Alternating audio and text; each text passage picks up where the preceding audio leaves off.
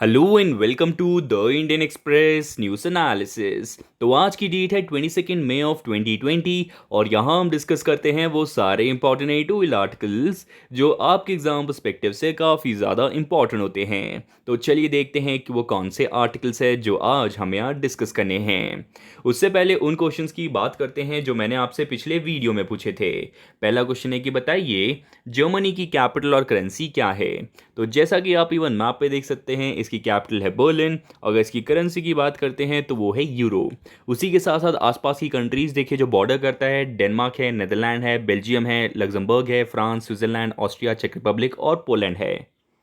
अगला क्वेश्चन है कि बताइए डिजिटल एजुकेशन और ई लर्निंग को प्रमोट करने के लिए यहाँ पे फाइनेंस मिनिस्टर ने कौन सा नया प्रोग्राम जो है रिसेंटली लॉन्च किया है। तो इस प्रोग्राम का नाम है बेसिकली पीएम ई विद्या प्रोग्राम।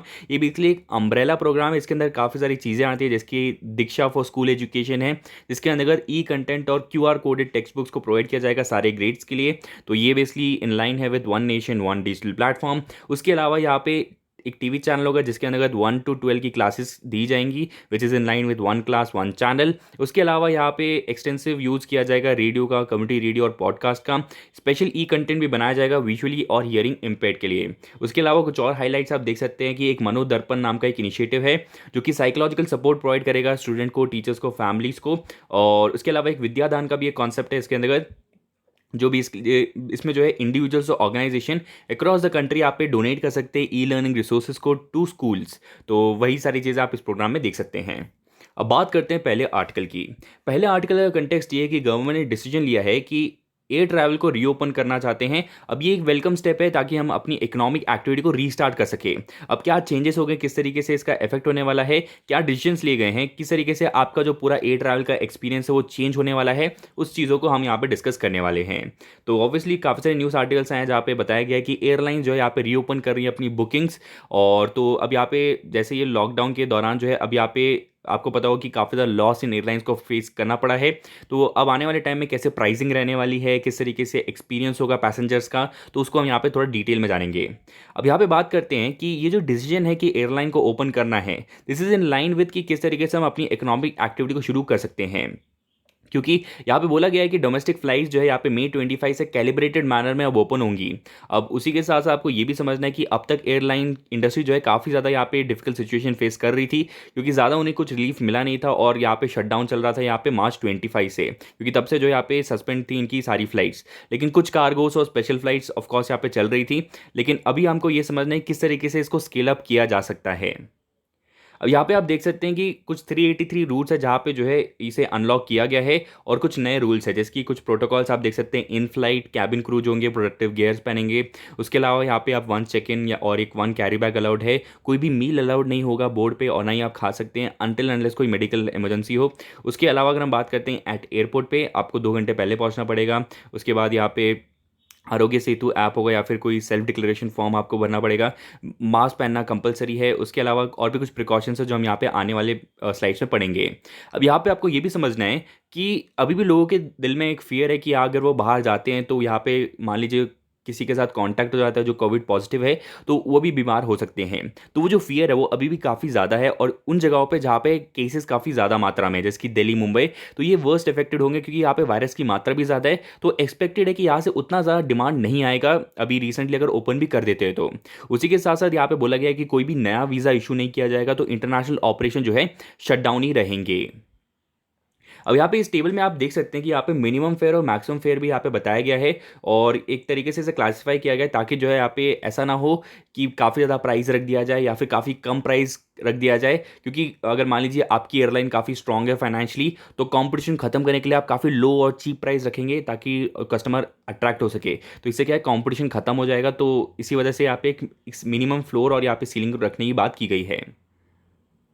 अब यहाँ पे बात करते हैं कि कौन कौन से वो एयरपोर्ट्स हैं जो इनिशियली कनेक्ट किए जाएंगे। अब गवर्नमेंट ने तो बोला है कि वो एक्चुअली सारे एयरपोर्ट्स को ऑपरेट कर सकते हैं लेकिन ऑब्वियसली बात है एयरलाइंस हर जगह तो ऑपरेट नहीं करेगी क्योंकि उनको भी समझना पड़ेगा कि जहाँ पे डिमांड ज़्यादा है वहाँ पे ऑपरेट करना प्रॉफिटेबल रहेगा।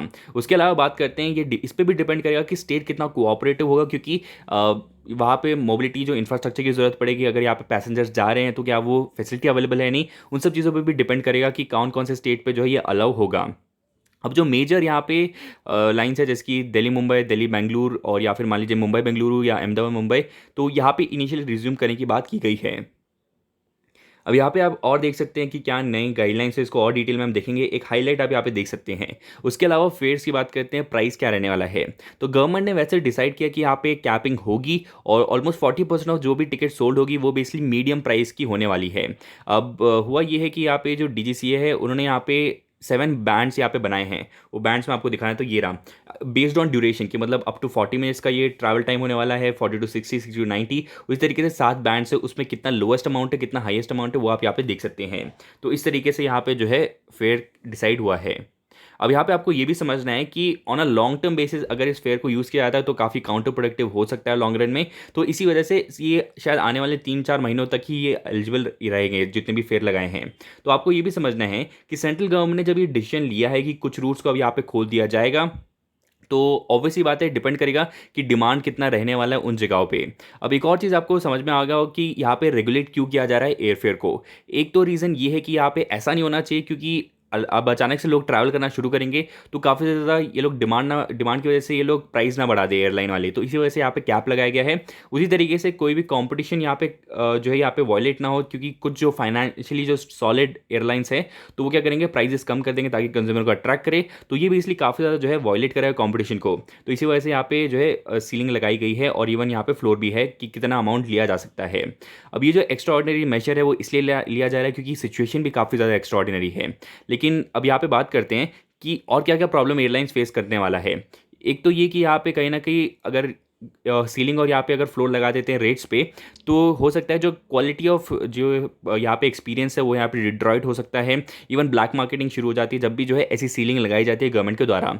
तो ऑथर का मानना था कि यहाँ पे इस सीलिंग और या फ्लोर यहाँ पे एयरफेयर पर लगाने से अच्छा था कि मार्केट को खुद ऑपरेट करने देना चाहिए था। और जो कंपटीशन यहाँ पे ख़राब हो सकता था, यहाँ पे अगर कोई स्ट्रॉन्ग यहाँ पे फाइनेंशियली एयरलाइन है तो उसको हैंडल करने की responsibility basically competition commission of India की होनी चाहिए थी। तो ये बेसिकली इस आर्टिकल में सजेस्ट किया गया है। यहाँ पे आप देख सकते हैं सेकंड पॉइंट वही लिखा गया है कि जो प्रेडेटरी प्राइसिंग है उसको एग्जामिन करने की रिस्पॉन्सिबिलिटी जो है कॉम्पिटिशन कमीशन ऑफ इंडिया की होनी चाहिए। गवर्नमेंट को यहाँ पे जो इंटरवीन नहीं करना चाहिए था, ऐसा ऑथर का मानना है। उसके अलावा यहाँ पे जो एयरपोर्ट जिस तरीके से वर्क करेंगे वो थोड़ा सा अलग होगा। इनका जो स्टैंडर्ड ऑपरेटिंग प्रोसीजर है कि रिलेटेड टू हेल्थ और सेफ्टी ऑफ पैसेंजर वो थोड़ा सा अब यहाँ पे और ज़्यादा डिटेल्ड होगा और उससे कंप्लाई करना भी काफ़ी इंपॉर्टेंट रहेगा। उसके अलावा अगर हम बात करते हैं जो सोशल एटिकेट्स होंगे, जो डिसिप्लिन होगा, वो काफ़ी जो है स्ट्रिक्टली इसे मेंटेन करने की ज़रूरत पड़ेगी अब से। अब यहाँ पे कुछ गाइडलाइंस है जो यहाँ पे दी गई हैं जो आप पढ़ सकते हैं। देखिए, सोशल डिस्टेंसिंग की बात की गई है, आरोग्य सेतु ऐप का यूज़ किया जाएगा, डिजिटल पेमेंट और ऑथराइज टैक्सीज होंगी from airport to your home, और वो सारी चीज़ें यहाँ पे लिखी गई हैं।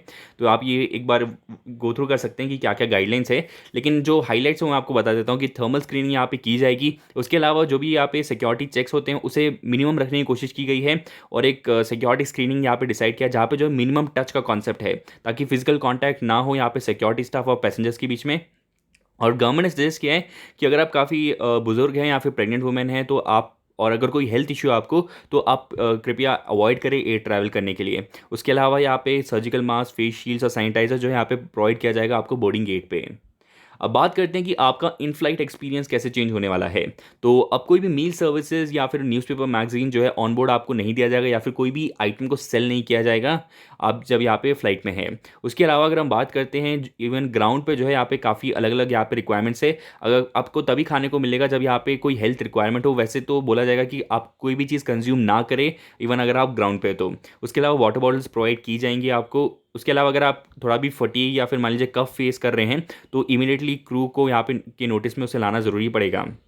उसके अलावा अगर हम बात करते हैं जब यहाँ पे एग्जिट करते हैं पैसेंजर, आपको पता हो काफ़ी भीड़ भाड़ होती है, तो रिकमेंड किया गया कि एक सीक्वेंस में यहाँ पे निकले, कोई भी भीड़ भाड़ वाली सिचुएशन ना बने।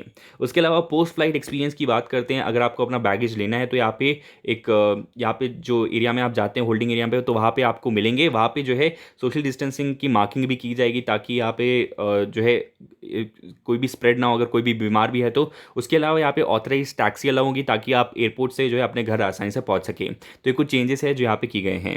अब इससे रिलेटेड क्वेश्चन का आप अटेम्प्ट कर सकते हैं कि गवर्नमेंट का जो रिसेंट डिसीजन है कि एयरलाइन को रिज्यूम करना है तो इससे क्या क्या इफेक्ट हो सकते हैं और क्या क्या यहाँ पे जो प्रिकॉशंस लेने हैं उसके बारे में आपको कमेंट करना है। अगला आर्टिकल यहाँ पे WHO के रेजोल्यूशन से रिलेटेड है और किस तरीके से जो है चाइना ने भी यहाँ पे हामी भरी है और किस तरीके से एक मिडिल पाथ को सेलेक्ट किया गया है, तो उसके बारे में हम यहाँ पे डिस्कस करने वाले हैं। तो हुआ ये है कि यहाँ पे जब वर्ल्ड हेल्थ असेंबली में यहाँ पे बोला गया था कि कोविड का क्या यहाँ पे ओरिजिन है और किस तरीके से यहाँ पे नेशंस ने उसको हैंडल किया, WHO का क्या रोल था, तो उन सब चीज़ों पे जो है यहाँ पे इन्वेस्टिगेशन करने की बात की गई थी। तो यहाँ पे काफ़ी ज़्यादा डिस्कशन हुआ, उसके बाद जो है यहाँ पे चाइना मान चुका है, भले ही जो है इस पूरे रेजोल्यूशन में चाइना का नाम नहीं लिया गया है, जबकि यूएस ने काफ़ी डिमांड किया था कि यहाँ पे स्ट्रिक्टली चाइना का नाम होना चाहिए। अब इससे एक चीज़ तो यहाँ पे समझ में आ जाती है कि यहाँ पे कंसेंसस बिल्डिंग जो है काफ़ी एक डिफिकल्ट काम है, लेकिन अगर यहाँ पे ज़्यादातर कंट्रीज अगर कंट्रीब्यूट करती हैं, जैसे कि आपको पता होगा ऑस्ट्रेलिया, यूरोपियन यूनियन, इन्होंने काफ़ी मेजर रोल प्ले किया, उसके अलावा इंडिया और जो बाकी कंट्रीज हैं उन्होंने भी काफ़ी सपोर्ट किया ताकि जो है एक कंसेंसस बन सके। क्योंकि आपको पता है कि काफ़ी सारी कंट्रीज जो है अब यहाँ पे कोविड से यहाँ पे उनको प्रॉब्लम हुई है, काफ़ी सारे लोग इन्फेक्ट हुए हैं, तो ऑब्वियसली ये जो कंसेंसस बना है वो इस वजह से भी बना है क्योंकि इन सबका जो है कॉमन दुख बना है। तो इसी वजह से ये लोग एक साथ यहाँ पे काम कर रहे हैं ताकि जो है पता लग सके कि यहाँ पे किस वजह से ये डिसीज फैला है, ताकि आने वाले फ्यूचर में जो है इन सब चीज़ों को अवॉइड किया जा सके। उसके अलावा बात करते हैं चाइना के लिए क्या रेजोल्यूशन मीनिंग रखता है। आपको पता है काफ़ी स्टार्टिंग से ही चाइना ने बोला है कि ऐसा कोई यहाँ पे जो है इन्वेस्टिगेशन नहीं होना चाहिए है, भले ही उनके डोमेस्टिक यहाँ पे लोग डिमांड कर रहे हैं कि जिनकी वजह से भी अगर वायरस फैला है तो उनको पनिश किया जाना चाहिए। लेकिन अगर हम बात करते हैं जो चाइना के यहाँ पे प्रीमियर है जाई जिपिंग, उन्होंने यहाँ पे $2 बिलियन की डोनेशन की बात की है यूनाइटेड नेशन को, जो कि काफ़ी बड़ा अमाउंट है। तो कहीं ना कहीं यूएस ने बोला है कि ये बेसिकली एक गिमिक है, फिर से ये बेसिकली स्क्रूटिनी को एस्केप करने की कोशिश कर रहा है चाइना, तो ये ऐसी एलिगेशंस भी लगाई हैं। अब ये एक चीज़ आपको ये समझनी है कि भले ही काफ़ी यहाँ पे कंट्रोवर्शियल इशू था कि यहाँ पे इन्वेस्टिगेशन हो पाएगी या नहीं, रेजोल्यूशन पास होगा या नहीं, तो अब यहाँ पे हमको ये तो समझ में आ गया कि रेजोल्यूशन पास हो गया है। काफ़ी इंपॉर्टेंट रोल ईयू, ऑस्ट्रेलिया और मिडिल पावर्स लाइक इंडिया ने यहाँ पे रोल प्ले किया है। अब यहाँ पे प्रॉब्लम ये होने वाला है जब इसे इंप्लीमेंट किया जाएगा तो उसमें क्या क्या प्रॉब्लम्स होने वाली है, क्या कंडीशंस, क्या टर्म्स एंड कंडीशंस होने वाले हैं, तो उसको जो है यहाँ पे ठीक से एनालाइज करना भी इंपॉर्टेंट रहेगा। उसके अलावा अगर हम यहाँ पे इंडिया के रोल की बात करते हैं तो हम यहाँ पे ना सिर्फ एक प्रैक्टिकल एजेंडा बना सकते हैं किस तरीके से इंक्वायरी होगी इस कोरोना पेंडेमिक की, उसके अलावा जो रिफॉर्म की ज़रूरत है WHO, तो उसको भी हम यहाँ पे लीड कर सकते हैं। अगला आर्टिकल यहाँ पे मनरेगा से रिलेटेड है और किस तरीके से आज के टाइम में हम रिवाइव कर सकते हैं मनरेगा, क्योंकि आपको पता होगा रिसेंटली यहाँ पे जो है 40,000 करोड़ इंक्रीज यहाँ पे देखने को मिला है, एलोकेट किया है फॉर मनरेगा। तो ये बेसिकली किस तरीके से हेल्प कर सकता है, किस तरीके से इसको यूज़ करना है, उसके बारे में इस आर्टिकल में बताया गया है। तो यहाँ पे आपको पता है कि जब एलोकेट किया गया 40,000 करोड़ एडिशनल यहाँ पे मनरेगा प्रोग्राम के लिए, तो इसको यूज़ करना भी उतना ही ज़्यादा इंपॉर्टेंट रहेगा, क्योंकि मनरेगा में बहुत सारी प्रॉब्लम्स है जिसकी काफ़ी सारे लोगों को पेमेंट नहीं मिलता है। और यहाँ पे अगर बात करते हैं काफ़ी जो प्रोसेस है वो काफ़ी कम्बरसम है, लोकल ऑटोनॉमी नहीं है, तो ये सारी कुछ बेसिक प्रॉब्लम है जो यहाँ पे नज़र आती है। तो मनरेगा के बारे में बेसिक चीज़ें आप जान लीजिए। Basically 100 days guaranteed wage employment provide करता है for rural unskilled labours, increase करता है इकोनॉमिक सिक्योरिटी को, और जो migration of labours from rural to urban area उसे रिड्यूस करता है, क्योंकि आपको रूरल एरियाज में काम मिलने लग जाएंगे। तो ये बेसिक एजेंडा था मनरेगा का। अगर हम बात करते हैं ये जो यहाँ पे अलोकेट किया है पैसों को, तो 2012 से जो है जब भी एलोकेशन हुआ है मनरेगा में, उसका ज़्यादातर अमाउंट ऑलमोस्ट 18% जो है यहाँ पे जो पेंडिंग सैलरीज देनी चाहिए थी उस पर, और या फिर जो लाइबिलिटीज़ है उनको पे करने में लग जाता था। उसी तरीके से अगर हम बात करते हैं ये जो एलोकेशन दिया गया है वो काफ़ी अच्छा है, इसको ड्रामेटिकली जो हम यहाँ पर यूज़ कर सकते हैं। लेकिन आपको ये भी समझना है कि डिमांड भी काफ़ी ज़्यादा बढ़ गया है, क्योंकि ज़्यादातर माइग्रेंट वर्कर्स जो है अर्बन से रूरल एरिया में मूव कर रहे हैं, तो उनके लिए जो है ये स्कीम काफ़ी ज़्यादा इंपॉर्टेंट रहने वाली है। अब बात करते हैं क्या क्या स्टेप्स ले सकते हैं ताकि जो है ये जो अमाउंट डाला गया है इसका जो राइट पोटेंशियल है उसे यूज़ किया जा सके। सबसे पहले ये कि जितना भी पब्लिक वर्क है वो हर विलेज में किया जाए ओपनली। उसके अलावा जो है जो भी लोग डिमांड कर रहे हैं उनको वर्क इमीडिएटली प्रोवाइड किया जा सके। उसके अलावा जो भी माइग्रेंट वर्कर्स है जो यहाँ पे रिटर्न किए हैं उनको जो है यहाँ पे जॉब प्रोवाइड की जा सके, उनके लिए एक अलग से जॉब कार्ड बने ताकि वो जो है इस मनरेगा के अंतर्गत यहाँ पे काम कर सके। और जब यहाँ पे काम शुरू हो एक एडिक्वेट फैसिलिटीज़ होनी चाहिए, जैसे कि सोप, वाटर, मास्क, ये सब वर्कर्स को प्रोवाइड किया जाना चाहिए। और इंश्योर करना है ये जो भी टूल्स वो इस्तेमाल करेंगे, मान लीजिए ये कहीं पर डैम बना रहे हैं या फिर मान लीजिए कहीं पर कुआं खोद रहे हैं, कोई भी काम हो उसमें जो इक्विपमेंट्स यूज़ हो रहे हैं वो बेसिकली शेयर नहीं होने चाहिए, क्योंकि उससे जो है हेल्थ सेफ्टी यहाँ पे कॉम्प्रोमाइज़ हो सकती है। उसके अलावा अगर हम बात करते हैं जो प्रोसीजर है वो काफ़ी ज़्यादा कॉम्प्लेक्स है इस वक्त, तो उसको सिंप्लीफाई करना इंपॉर्टेंट है ताकि जो पेमेंट का डिले होता है, जो आइडेंटिफिकेशन होता है, वो सारी चीज़ें जो आसानी से हो सके। उसके अलावा कैश पेमेंट को यहाँ पे एनकरेज करने की बात की गई है, क्योंकि काफ़ी सारी रिपोर्ट्स में ये बोला गया है कि रूरल एरियाज में इतने बैंक्स अवेलेबल नहीं है, तो बैंक में ट्रांसफ़र करना और वो मुश्किल रह जाता है, क्योंकि कुछ लोगों के पास अकाउंट्स नहीं है, जहाँ पे है वहाँ पे वो रीचेबल नहीं है। तो इस वजह से जो है कैश को यहाँ पे बोला गया है कि दिया जा सकता है, और उसके अलावा बायोमेट्रिक ऑथेंटिफिकेशन कर सकते हैं बिफोर गिविंग कैश। उसके अलावा नेचर ऑफ वर्क की बात करते हैं। नेचर ऑफ वर्क ऐसा होना चाहिए जो कि बेसिकली उसी कम्युनिटी को हेल्प करने वाला, और वो जो वर्कर्स है वही उसके प्राइमरी बेनिफिशियरी हो। मतलब मान लीजिए एक गांव में अगर स्कूल्स नहीं है और स्कूल की बिल्डिंग बना रहे हो अंडर मनरेगा, तो बेसिकली वो उसी गांव के लोगों को हेल्प करने वाला है फाइनली। तो इस तरीके से जो है यहाँ पे काम को देना चाहिए, जो नेचर ऑफ वर्क होना चाहिए वो इस तरीके का होना चाहिए। अगला आर्टिकल यहाँ पे बोला जा रहा है कि माइग्रेंट लेबर्स जो है इस टाइम पे लॉकडाउन के दौरान काफ़ी सारी प्रॉब्लम्स फेस कर रहे हैं। हमने काफ़ी सारी इमेजेस देखे हैं जहाँ पे जो है माइग्रेंट वर्कर्स यहाँ पे पैदल यहाँ पे अपने अपने घर जा रहे हैं। अब यहाँ पे काफ़ी सारी प्रॉब्लम्स भी देखने को मिली है। तो यहाँ पे बोला जा रहा है कि गवर्नमेंट यहाँ पे स्टेप्स ले तो रहा है, लेकिन कहीं ना कहीं जो है ये अंधेरे में तीर मारने की कोशिश कर रहा है, क्योंकि हमारे पास रिलेवेंट डेटा नहीं है कि कितने माइग्रेंट वर्कर्स है जो हमने स्टेप्स लिए हैं, क्या ये एडिक्वेट है। ये आप तभी एनालाइज कर पाएंगे जब आपको पता हो कि कितने लोग अफेक्टेड है। तो इसीलिए बोला जा रहा है कि अलग से मिनिस्ट्री बने फॉर दी माइग्रेंट वर्कर्स। तो उसी चीज़ को यहाँ पे रिप्रेजेंट किया जा रहा है कि जब से लॉकडाउन हुआ है यहाँ पे इनके लाइवलीहुड अब्रप्टली यहाँ पे स्टॉप हो गई है। इनकी जो अर्निंग थी का जो मैकेनिज्म है वो खत्म हो गया। जो इनकी अर्निंग थी उन्होंने यहाँ पे कंप्लीटली स्पेंड कर लिया अपनी सर्वाइवल के लिए, from moving from the place they are to their home towns. तो उसमें पैसा काफ़ी खर्च हुआ है। उसी के साथ साथ ये जो करंट क्राइसिस है इसको ठीक से हैंडल कर लिया जा सकता था अगर हमें जो है एक करेक्ट परसेप्शन होता कि कितने डोमेस्टिक माइग्रेंट एग्जिस्ट करते हैं। आपको पता है कि हम लोग यहाँ पे काफ़ी सारे लोग हमारी कंट्री से दूसरी कंट्री में जाते हैं, वहाँ पे कभी भी हार्डशिप फेस करते हैं, तो उनका हमारे पास एक अकाउंट होता है कि ये शख्स यहाँ से गया है। उसी तरीके से हमारे पास डोमेस्टिक माइग्रेंट्स का भी एक पूरा यहाँ पे लेजर होना चाहिए जहाँ पे लिखा हो कि कौन कहाँ से माइग्रेट हुआ है, कौन कौन से स्किल्स है, ताकि जो है उनके लिए करेक्ट तरीके की पॉलिसी बना सके, और अगर कोई प्रॉब्लम होती है तो हम यहाँ पे उसे रेफर कर सके।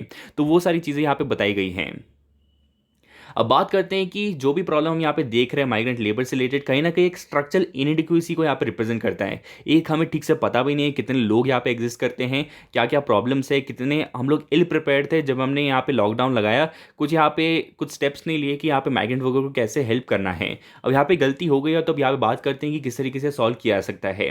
अब यहाँ पे आपको पता है कि हर किसी को खाने के लिए ज़रूरत पड़ेगी, तो इसी वजह से यहाँ पे पब्लिक डिस्ट्रीब्यूशन सिस्टम जो है ये यहाँ पे हम लोग रिलैक्स कर सकते हैं कुछ यहाँ पे जो रूल्स है, ताकि जो है माइग्रेंट वर्कर्स जो माइग्रेट हुए हैं उनको आसानी से यहाँ पे अनाज मिल सके। उसके अलावा बात करते हैं जितने माइग्रेंट वर्कर्स अभी भी ट्रैवल कर रहे हैं उनके जो ट्रांसपोर्टेशन की अपॉर्चुनिटीज़ उन्हें इंप्रूव करना, उसकी इससे रिलेटेड काफ़ी सारे स्टेप्स लिए गए हैं। काफ़ी सारे स्टेट्स अच्छा काम कर रहे हैं, जैसे कि आगे भी हम देखेंगे कि कुछ स्टेट जैसे कि छत्तीसगढ़, मध्य प्रदेश, उन्होंने एक स्कीम बनाई है जिसके अंदर अगर कोई भी माइग्रेंट वर्कर आता है तो उनको यहाँ पे स्लीपर्स देना, खाना प्रोवाइड करना, एक बॉर्डर से दूसरे बॉर्डर की तरफ लेकर जाना ट्रैवल के लिए, वो सारी चीज़ें वो प्रोवाइड कर रहे हैं। ये काफ़ी अच्छा स्टेप है। उसी तरीके से यहाँ पे बोला गया है कि अगर यहाँ पे जो माइग्रेंट वर्कर्स की फैमिलीज होती हैं वहाँ पे वुमेन जो है सबसे ज़्यादा इफेक्ट होती है और इम्पैक्टेड होती है, तो उनके लिए यहाँ पे नेसेसरी स्टेप्स लेना, उनके जो बच्चे हैं उनको कैसे हेल्प करना है, तो उन चीज़ों पर अगर हम फोकस करना शुरू करें तो यहाँ पे ज़्यादा हेल्पफुल रहेगा। आंसर कर सकते हैं कमेंट बॉक्स में। पहला क्वेश्चन है कि बताइए वियतनाम की कैपिटल और करेंसी क्या है। और अगला क्वेश्चन है कि बताइए जो चरण पादुका इनिशिएटिव है जो कि माइग्रेंट लेबर्स के लिए है, ये कौन से स्टेट के द्वारा इंप्लीमेंट किया गया है। तो दोनों क्वेश्चन का आंसर आप बेसिकली कमेंट बॉक्स में दे सकते हैं। आज के लिए इतना ही है। आशा करता हूं आपको वीडियो पसंद आया। Thank you and have a nice day. जय हिंद।